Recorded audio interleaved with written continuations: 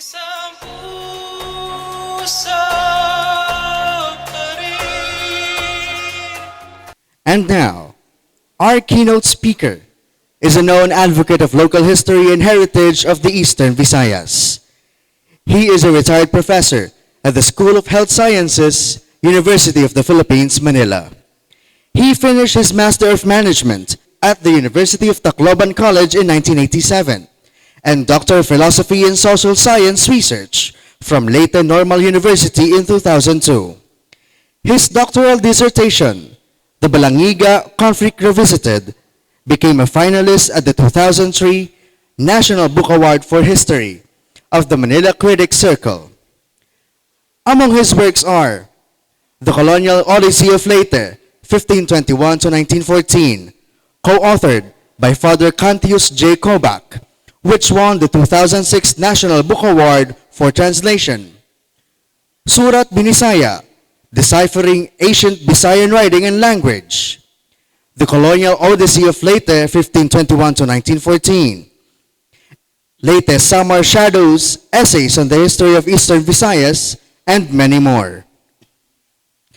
He worked closely with the National Historical Commission of the Philippines during the 2021 quincentennial commemorations in the Philippines, particularly in determining of the Magellan-Elcano route expedition as it navigated through the Eastern Visayas Islands. Let us all welcome Dr. Rolando O. Borrinaga.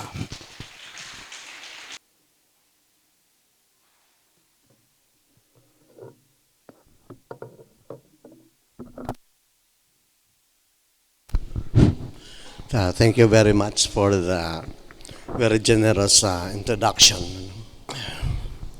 We are gathered here today for the commemorative conference on the 350th death anniversary of Father Francisco Alsina, S.J. He died at the age of 64 in Manila on July 30, 1774, and we marked his passing yesterday with the unveiling of an historical marker in his memory on the facade of the ruins of the ancient Palapag Church. This structure, made of coral stones and limestone blocks, was completed under Father Alsina's leadership in 1663 and served as the town's church for some 300 years until 1970.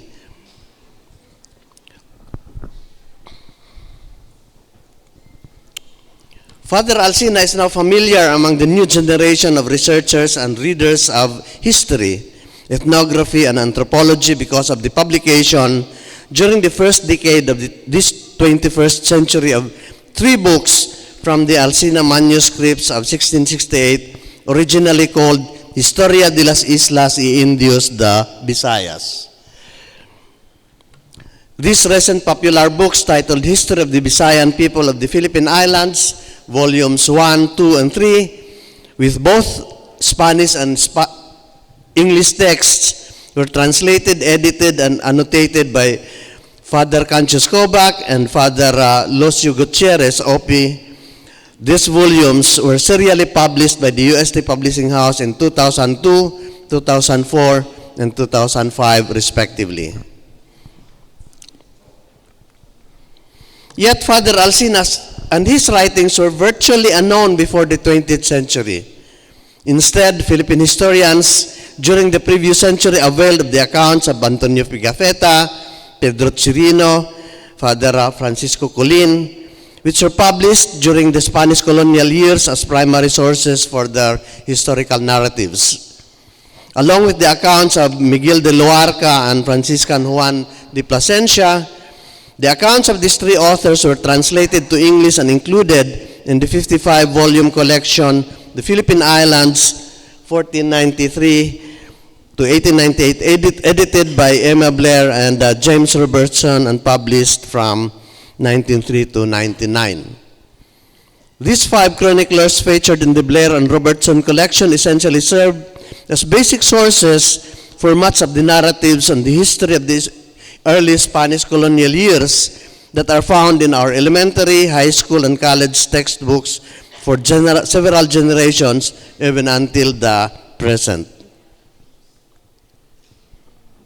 the first Filipino, quote unquote, to have discovered part 1 of the Alcina manuscripts of 1668 was the Leyte-born author and historian Manuel Artigas y Cuerva. Although Spanish-Filipino mestizo, son of a Spanish father and a Filipina mother, he publicly claimed he was a Filipino in his time. Artigas served as assistant librarian of the Philippine section of the American Circulating Library before the enactment of the Philippine Public Library during the early American colonial years. He was our first Filipiniana librarian in the Philippines. He published his discovery and brief description of the Alcina manuscripts in the October 1999 issue of Revista Historica and later in the book Reseña de la Provincia de Leyte. Now, Reseña de la Provincia de Leyte happened to be the first extensively documented book on local history ever published in the Philippines. Some 50 years before the concept of regional history or local history became a fad and phenomenon among historians in the Philippines in the 1960s. The general history chapters of Reseña de la Provincia de Leyte were translated to English by Father Kobach and myself and published in 2006 as a book titled The Colonial Odyssey of Leyte, 1521-1914, and it won the National Book Award for Translation. However, no other historian picked up Artigas' lead to the Alcina manuscripts for a very long time.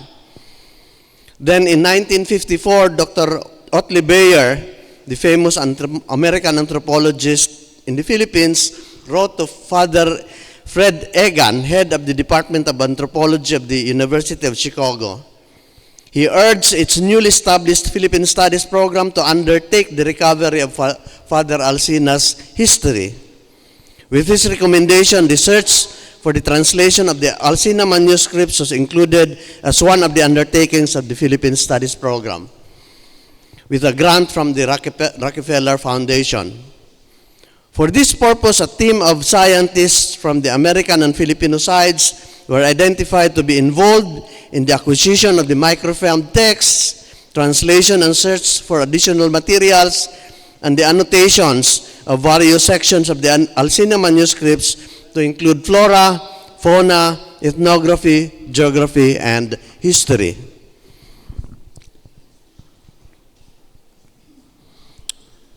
By 1962, the Philippine Studies program at the University of Chicago had apparently tracked all the extant Alcina manuscripts in different archives and libraries in Spain and around the world and had secured microfilms of these documents for its collection. The details were itemized in a lengthy bibliographical paper by Dr. Everett Hester, Associate Director of the Philippine Studies Program, which was published in the Philippine Studies Journal of Ateneo de Manila University in 1962. The same journal issue published the paper of Dr. Paul S. Leitz, head of the Department of History, Loyola University in Chicago. Professor Leitz's principal assignment in the project was to translate the Alcina manuscripts from Spanish to English. His basic challenge was to establish the original text as much as possible from the several versions that he had discovered in Spain and elsewhere. This include the Muñoz copy, the Lennox copy, and the San Cugat copy. He was known to have completed a preliminary translation of the Lennox text for Part 1, Book 1, and a preliminary translation of the Muñoz text for Part 1, Book 3 by 1960. The preliminary translations of Professor Leitz were reproduced in typescript of limited edition and distributed to the project members only for purposes of editing and annotation. Unfortunately, these translations were not supposed to be published or reproduced in any form and were not to be quoted or used without the consent of the program director. Sometime in the 1960s, an American Franciscan missionary assigned to Samar started conducting historical research about the island. He was Father Cancius J. Kobach, OFM, who was stationed as professor at the Christ the King College in Calbayog City starting in 1959. Father Kobach's interest in researching on the history and culture of Samar Island was prompted by the virtual absence of published materials about the island. This he found out after collecting early on published primary sources used by historians as references for the writing of Philippine history textbooks, including the Blair and Robertson collection. With the knowledge that the Jesuits had served the missions in Leyte and Samar centuries ago, Father Kobach tried to fill the gaps by contacting the Central Archives of the Jesuits in Rome, the Archivum Romanum Societatis Jesu or RC, and requested microfilms of materials about the Jesuit missions here. And knowing that the Franciscans had replaced the Jesuits in Samar, he also solicited archival materials from the Franciscans' Archivo de Pastrana in Spain. Relevant to his research pursuit was the elevation of the former St. Paul's College of Tacloban to Divine Word University of Tacloban in nearby Leyte in 1966. Father Kobach involved himself in developing the essential components as a university. He supported Father Anthony Siboksik, SBD, the Dean of the Graduate School and Director for Research of Divine Word University, in founding and launching the Leyte Samar Studies Journal, which maiden issue came out in 1967. And he founded the Leyte Samar Museum, co-founded the Leyte Samar Museum, which was created around the time. He donated some artifacts and publications from Christ the King College for the initial collection of the museum. Sometime in 1967, Father Kobach received gifts from public school teachers consisting of stoneware jars and related artifacts that were found near Gandara, Samar. This in turn prompted him to conduct archaeological expeditions in nearby areas which yielded pottery sherds, human bones, Chinese blue and white porcelain jars, green ceramics, and related items. The colonial artifacts, these collected artifacts constituted the first display items in the CKC Archaeological and Ethnographic Museum, which he launched on August 29, 1967. Archaeological expeditions to Giwan, General MacArthur, and Oras in eastern Samar and Lauang in northern Samar, conducted through 1968, also produced large volumes of artifacts that were added to the museum collections.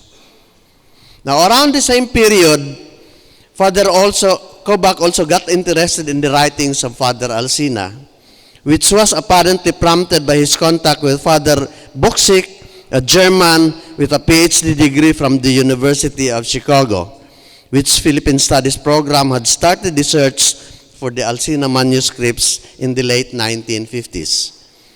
He acquired a microfilm of the entire Part 1 from the Biblioteca de Palacio in 1968 and a fragmentary copy of Part 2 from the Real Academia de la Historia in 1969.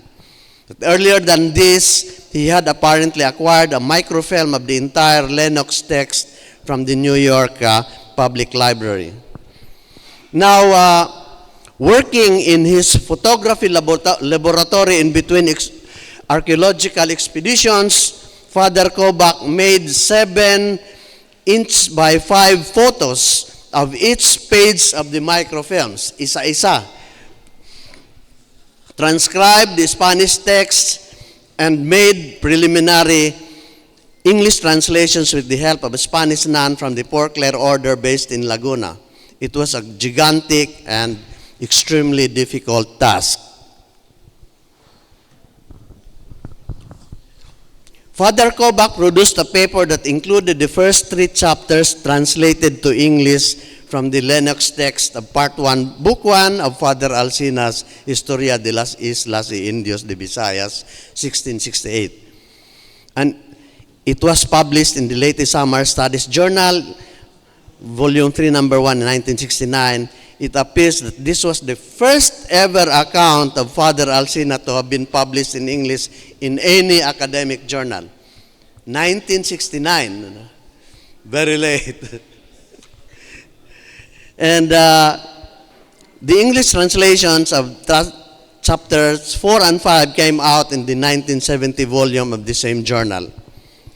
Father Kobak apparently sent a copy of the 1969 latest Summer Studies issue with the Alcina paper to Dr. Fred Egan of the Philippine Studies Program in the University of Chicago. Then through Dr. Evet Hester, Associate Director of the program, Father Kobak was approached and extended an invitation to join the Alcina project sometime in early 1970. Along with the invitation, he was provided items for the indefinite loan that included Professor Leitz's preliminary translation of Part 1, Book 1, as well as notes and other materials produced by other scientists involved in the project.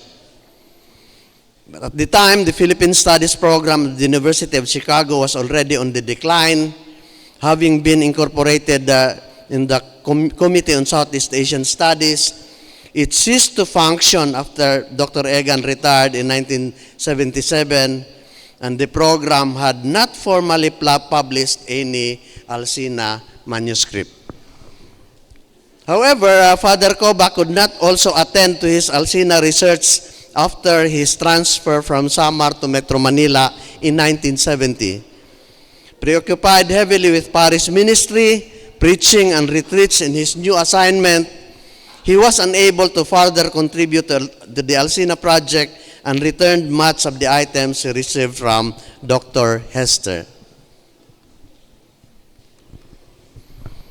It was apparently the discovery of the Museo Naval copy of the Alcina manuscripts in Spain and the publication of its facsimile scripts in 1974 that prompted Father Kobak to return to his Alcina research. He found the text in facsimile more legible and easier to read than the Munoz text. It also seemed to him that the scribe who wrote the transcript was very familiar with the Visayan words that were incorporated in the manuscripts. But instead of continuing his work on Part 1, Father Kobak focused on Part 2 of the Alcina manuscripts. He produced page by page, again, 7-inch by 5-inch photos from the extant microfilms of the Munoz text for books 1, 2, and 3 out of the known 5 of Part 2. The others are still missing. Then he started his transcriptions of the Spanish texts around 1978. He gave a duplicate copy of the prints to Father Pablo Fernandez, OP, and of the University of Santo Tomas, a new partner who collaborated with Father Kobak in the translation, editing, and publication of the manuscripts.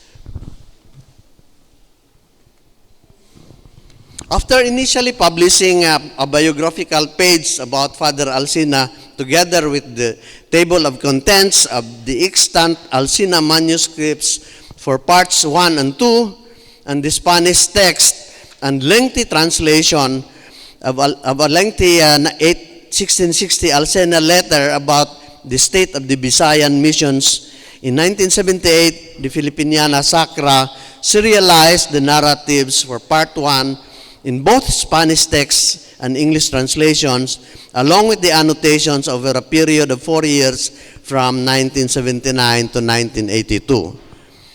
This can be downloaded from the internet, from the Sacra website. Now, Part 2 essentially consists of Father Alcina's chronicles of the Jesuit missions, mostly in Eastern Visayas. where he was stationed for more than 30 years. He had recorded many items that were not found in the history of the Jesuit missions in the Philippine province by Father Pedro Murillo Velarde, which was published in 1749. For example, Father Alcina documented the most extensive chronicle of the Somoroy Revolt in northern Samar in 1649 to 1650 as a participant observer.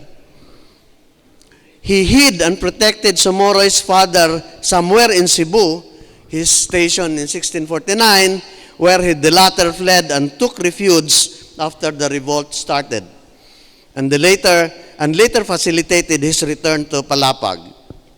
In the years following the revolt, with the help of Somoroy's mother, Father Alcina rehabilitated the devastated Palapag Residencia and facilitated the process of the people's return to the Catholic faith in the entire Ibabaw area of Samar. In 1983, Father Fernandez and Father Kobac published in Filipiniana Sacra the most definitive account of the Visayan uprising in 1649 to 1650, the Somoroy Revolt in our textbooks, by translating to English an extensive post-event report of the Jesuits and contextualizing and annotating this with Father Alcina's account and virtually all the other reports made during the period and or published by later historians. This can also be downloaded from the internet.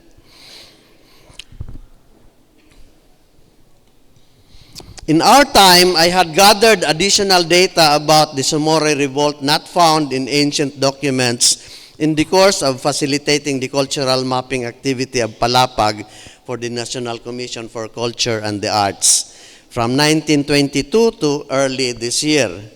For one, I had located the place where Somoroy was killed based on local folklore and can explain its context. So the folklore said, napatay si Somoroy dida Kasili Hill. And this low hill. And then I tried to understand the context. Bakit Kasili? Because Kasili is a very slippery fish. At saka bakit Kasili Hill? Kasi during much of the fighting, na bumabaha yung dugo. At saka, the hill was very slippery. And then, bakit itong hill na ito, doon napatay si Somoroy. And then I found out, after mayroong dalakit, baliti tree at the edge of the hill, and the baliti tree is actually the pinakasimbahan sa ating pre-colonial context. Doon nag-worship at saka nag-o-offer yung mga tao.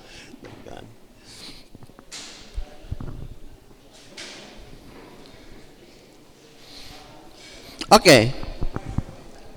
The work on the books of Part 1 took much longer through the 1980s, partly because some problems identified in the Alcina manuscripts.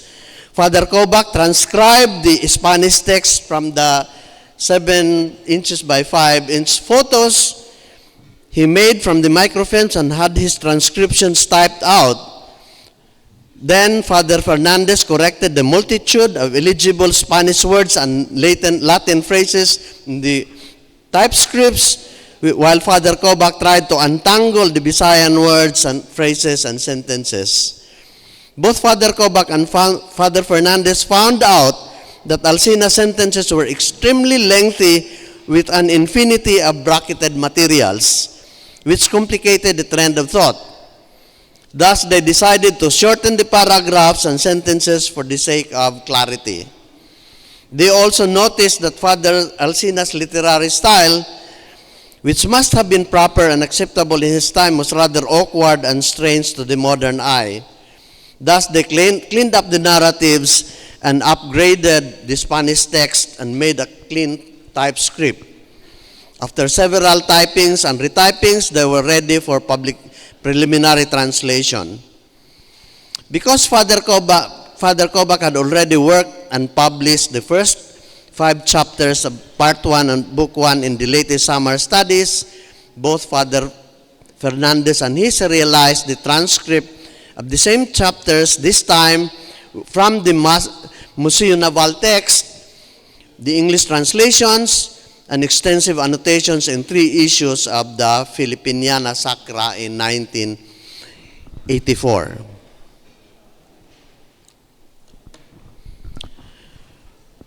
Both had apparently completed the preliminary Spanish transcriptions for the rest of Book 1 and Books 2 and 3 of Part 1 by the mid-1980s.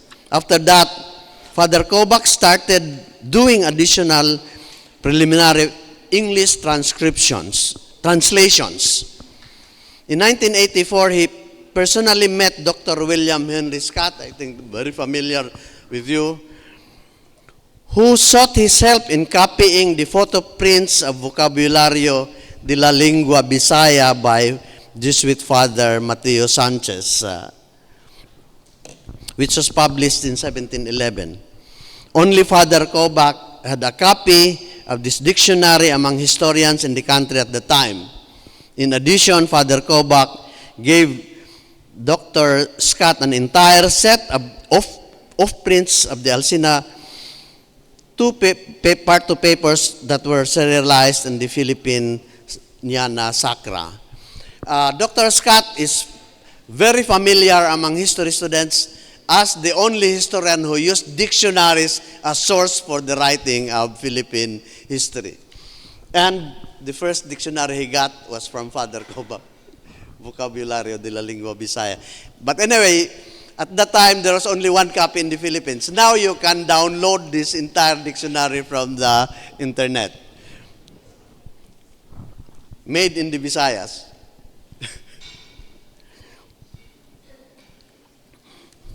Okay. Now, it seems Father Kobak also shared with Dr. Scott his preliminary transcriptions of the other Alsina books because these manuscripts were cited by Scott in 3 papers about Visayan culture that were published in different journals around 1990 and anthologized in the book Looking for the Pre-Hispanic Filipino, which was published in 1992. Okay. The same Alsina documents were cited in numerous chapters of Barangay, 16th century Philippine Culture and Society, Scott's last book that was published in 1994, a year after he passed away. So much of the materials about Alsina and were included by Scott in these two also very popular books.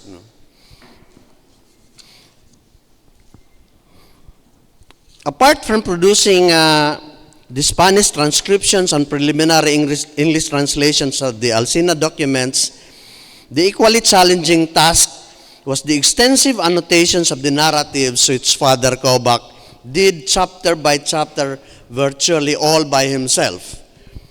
This he must have substantially completed for the first 3 books around 1989 when the Filipino Franciscans replaced the American Franciscans in the country and Father Kobak returned home to the U.S. after 30 years of missionary work in the Philippines. Then Father Fernandez, one of his partner, his first partner from UST, passed away in 1992. Both Father Kobak's departure from the Philippines in 1989 and Father Fernandez's death certainly caused some disruption in their collaborative work on the Alsina manuscripts. Father Fernandez was replaced by Father Lucio Gutierrez as Father Kobak's partner in the Alsina project. For his basic task, Father Gutierrez reviewed the Spanish transcripts and preliminary English translations almost word for word and line by line to identify overlooked errors and to propose improvements. Finally, after a lapse of 10 years, the serialization of the Spanish text, English translations, and annotations resumed with the publication of chapter 6 and 7 of part 1, book 1 in the Filipiniana Sacra. The rest of the chapters were completely serialized by 1997, yung part 1, book 1. 1994 to 1997. Part 1, book 2 was serialized from 1998 until 2004, and part 1, book 3 was serialized from 2005 to 2013. Meanwhile, under the joint authorship of Father Kobak and Father Gutierrez, the entire part 1, book 1 was published by the UST Publishing House as a single volume in 2002 under the title History of the Visayan People in the Philippine Islands. This was followed by part 1, book 2 in 2004 and part 1, book 3 in 2005, a year after Father Kobak passed away in 2004. Father Kobak passed away in 2004. Now, okay. The unpublished Alcina. The transcription of the Spanish text of part 1, book 1 was completed by Father Kobak in the U.S. in 1995. He completed its English translation and annotations around 1998 and further furnished a copy of the manuscripts to Father Gutierrez, but nothing has been heard about its fate until Father Gutierrez passed away in 2013. Now, this is the only book manuscript of Father Alcina that remains unpublished. Although its unannotated first 3 chapters are already published in the Filipiniana Sacra in 1994. But anyway, some of the contents of part 1, book 4 were already included by Scott in his books, especially the lost literature, the myth of Dato Sumanga and Bubong Humasanon and all these things. This comes from part 1, book 4. Now, Father Kobak bequeathed to me a Spanish transcript and English translation with annotations of part 1, book 4 among the volumes of archival narratives that he sent me as inheritance before he passed away in 2004. I'm willing to share this for publication by the UST Publishing House to complete their publications of the Alcina manuscripts of 1668. That's my copy of the unpublished Alcina. Okay, let's now go to the unrecognized Alcina. After the still unpublished part 1, book 4 of Father Alcina, I would like to mention a Spanish-era publication that contains what I call the unrecognized Alcina. In 1754, Father Juan Delgado, S.J., finished the writing of Historia General Sacroprofana Politica y Natural de las Islas del Poniente llamadas Filipinas. It was eventually published as a book in 1892, the first volume of Bibliotheca Historica Filipina, some of 138 years after its writing. On the left is the manuscript of Father Delgado's book that's finished in 1754. It can be downloaded from the internet. On the right is the published version that came out in 1892. Now, Father Delgado's Historia General was perhaps the first general history of the Philippines written by a Jesuit. He started writing his manuscript in Giowan, Samar in 1751, continued the task in Palapag, and completed it in June 1754. According to Artigas, this work was proclaimed as an immense contribution by the author of Flora Filipinas. Flora de Filipinas, Father Manuel Blanco, which was published in 1837. It is divided into 5 books. The first contains a complete geographical study of the islands. The second deals with the history, not only of the civil, but also political, moral, and religious matters. And the third points to the origin, nature, customs, tradition, and in general, all topics pertaining to the ethnographic terrain.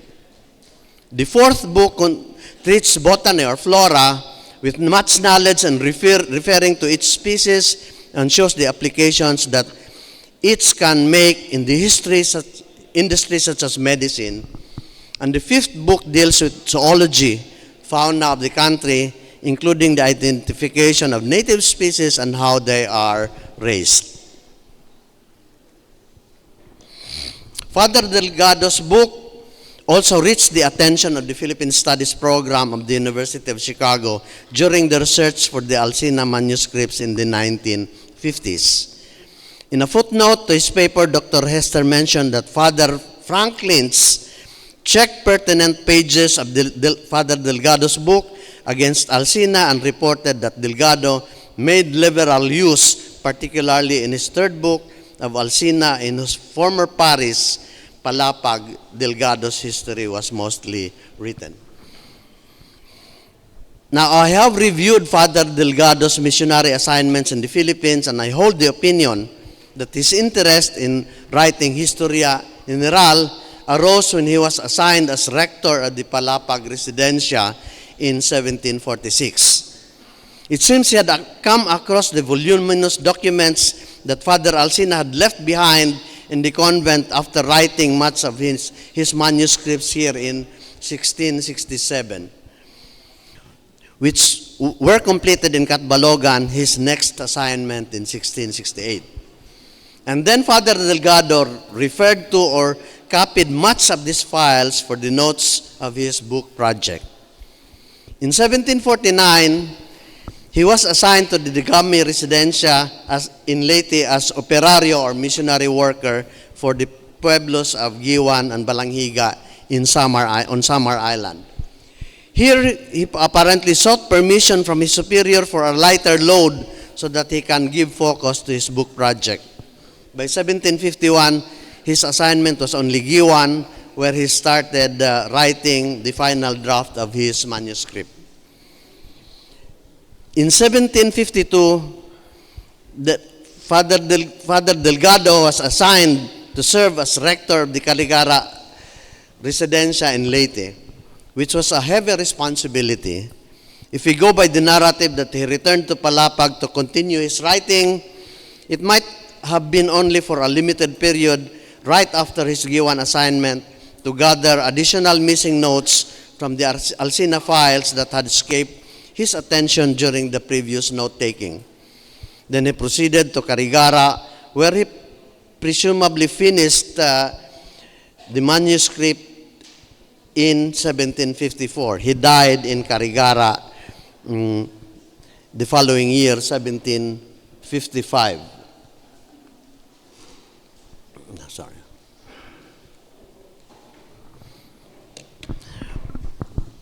Book 4 about flora in Father Delgado's Historia General is the most voluminous section, consisting of 404 pages in the published version, or nearly one half of its total 941 pages. When still a manuscript, this section was extensively referred to extensively by Father Blanco for his book, Flora de Filipinas. It contains basic descriptions and uses of at least 250 plant species, mostly with Bisaya names. Much of its texts were apparently copied from the basic notes compiled by Father Alsina in his time. If translated to English and published, it can provide much data and information about the flora of the Eastern Visayas region. Okay. My presentation is dedicated to the memory of Father Cancius Gobak, OFM. Damo nga salamat.